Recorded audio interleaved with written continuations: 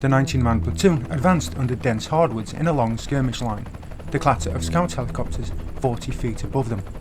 Pushing steadily through tall highland grass, the men stepped through a cane patch and slid over an embankment and down into a stream bed.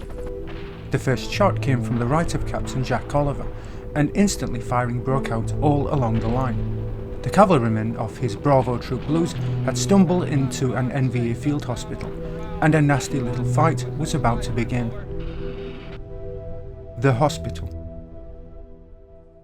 On the evening of October 31st, 1965, the 1st Battalion of the 33rd NVA Regiment reached the Regimental Aid Station, located in the forward assembly area 12 kilometres west and just south of the Plei CIDG camp.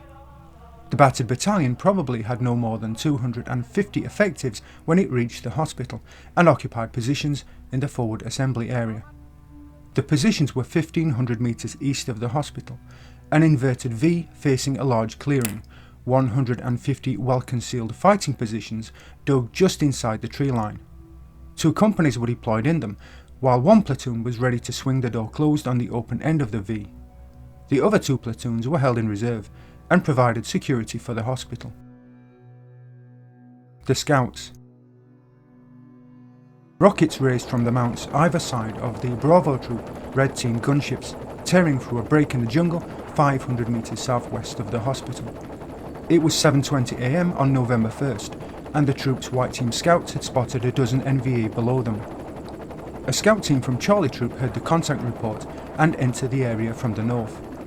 The scouts spotted 30 NVA near a small clearing 200 to 300 metres northeast of the first contact, but when the Charlie Troop gunships attacked them, the soldiers again withdrew under heavy cover without returning fire.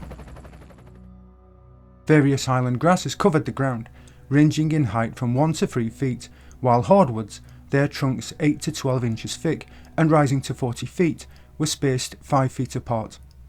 Between the trees were giant anthills, some rising to 15 feet.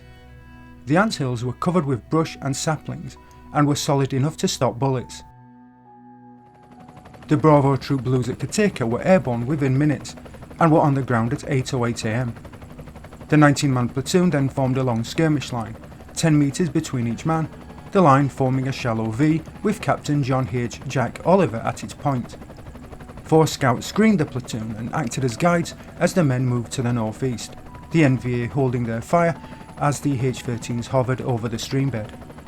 But the clatter of the helicopters was drowning out the sound of the approaching rifle platoon.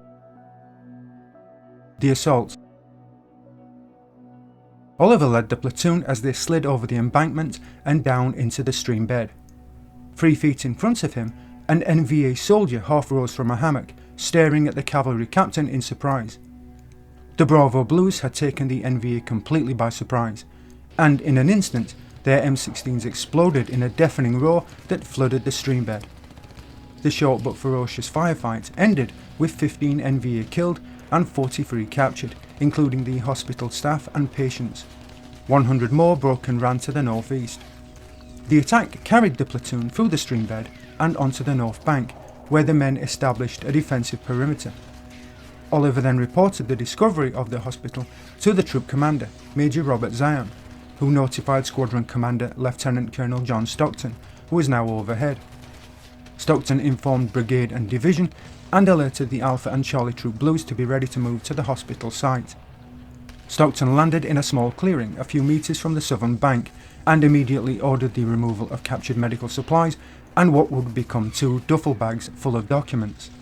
A reinforced squad was to provide security on the north bank. Enemy approaches. The squad leader on the north bank reported 6 men dashing across the ridge to the north. Oliver quickly gathered 11 men from the evacuation detail and rushed from the stream bed and up a finger of land to reinforce the squad. But the small skirmish line had only made it 3/4 of the way before the NVA opened fire and pinned the men down. Most of the prisoners and equipment had been evacuated when aerial scouts reported a large enemy force approaching from the east and northeast at 2:10 PM. A constant stream of VIPs had visited the site from 9 AM until 2 PM, including Division Commander Kinnard and Brigade Commander Clark. Now, with the rattle of AK-47s and M16s rising in volume and intensity to the north, Brigadier General Knowles and Major General Lawson realised that with only 19 infantrymen and a lieutenant colonel to protect them, the time had come for them to leave. Knowles called for his aircraft and turned to Lawson. "We better get the hell out of here, General."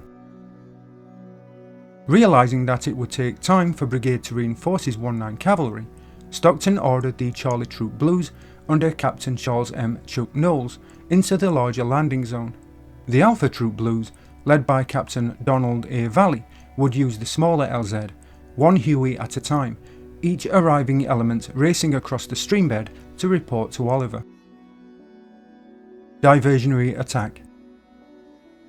The 1st NVA had been spotted advancing along the ridgeline toward the streambed by the squad leader, while the remainder of the 2 NVA platoons were still behind the hill. But what was the NVA plan? The NVA battalion had been positioned to defend the hospital from attack from the east, while the Regimental Medical Company attended to its patients before moving back to Chupong. The battalion was then to return to Anta village with the aid station, while avoiding heavy enemy contact. Now threatened from the rear, it began to withdraw to the north and west, while directing a diversionary attack west across the streambed. The line of attack was down a ridgeline that ran from a small hill, 450 metres northeast of the hospital.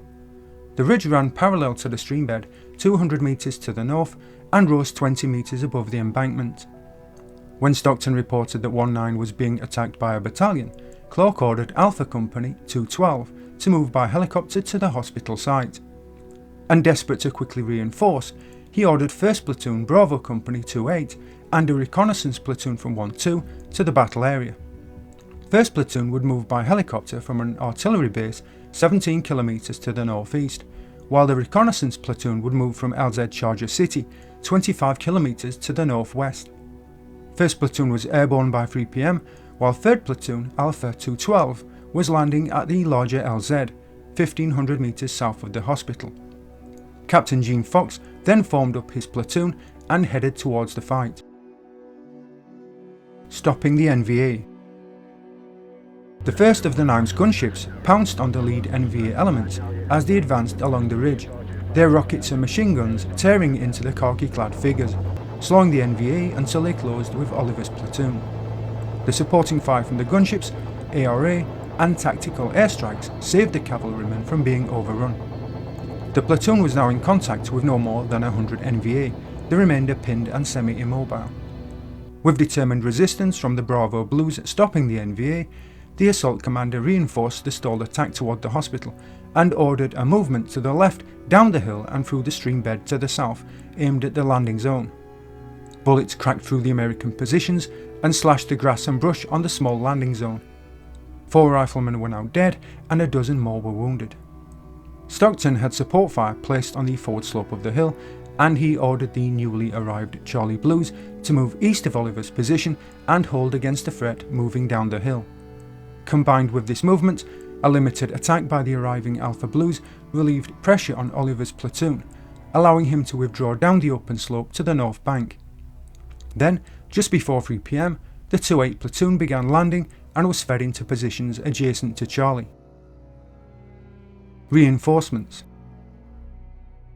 The lead platoon of Alpha 212 dashed forward on the eastern flank toward the streambed and the sound of battle. The platoon arrived just in time to stop a determined NVA assault, but the intense fire that met them killed 1 man and wounded several others, including the platoon leader, Lieutenant Gary Hubker. Captain Fox had led the cavalrymen as they hurried up the trail from the South LZ, finding Stockton at the edge of a small clearing, surrounded by radio operators, his shaven head gleaming in the afternoon sun. Stockton had immediately directed Fox toward the streambed to strengthen the eastern flank. The NVA had reinforced the eastern wing of their attack, and the cavalry positions were now under heavier small arms and machine gun fire, but the reconnaissance platoon of 112 had reinforced Charlie's position and helped them stop the NVA. Stockton now told Fox to take command of the 3 infantry platoons and ordered him to counterattack up the hill to the northeast. Hill assault. With all 3 platoons online, the assault on the hill began. The heaviest defensive fire fell on the reconnaissance platoon of 112, killing 3 men and wounding 7. Squad leader Staff Sergeant Oscar Rubio was among those wounded, but refusing treatment, he instead continued to lead his squad up the hill. His actions, and those of Platoon Sergeant Staff Sergeant Harvey E. McLaurin, were instrumental in helping the cavalrymen seize the objective. The NVA had now brought their 82mm mortars into operation and were walking fire through the stream bed, both banks, and the small landing zone. But the H-13s quickly spotted them, 2 gunships smashing the mortars and scattering the crews with rockets and machine guns. More reinforcements were also arriving. The balance of Alpha 212 was landing on the South LZ and moving in the direction of the fight, while the rest of Fox's company had landed at the larger LZ and was moving quickly toward the northeast. The brigade commander had also alerted his own brigade command post security element, Bravo 18, which had just arrived at Kateka from Ankei, to prepare for movement to the battle. Bravo 18 arrived at the South LZ during a lull in the fighting, and Clark instructed the company to remain there and secure 2 helicopters that had made precautionary landings. The commander of 212, Lieutenant Colonel Earl Ingram, had remained at the LZ to direct traffic, and Clark ordered him to take command of the battle so that Stockton and 19 could be extracted.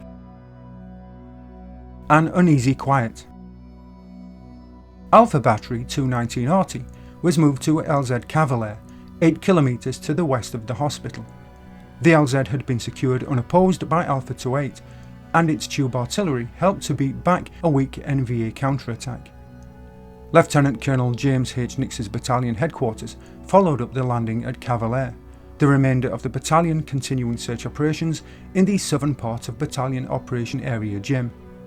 The artillery also helped the cavalrymen to consolidate positions on the high ground to the north and northeast of the stream bed, and Fox pulled in the 2 attached platoons and had them screened to the south and west. With night falling, an uneasy quiet had fallen over the area. The NVA had withdrawn to the north and west, but it was unclear how far they had gone or whether they would make another attempt to retake the hospital.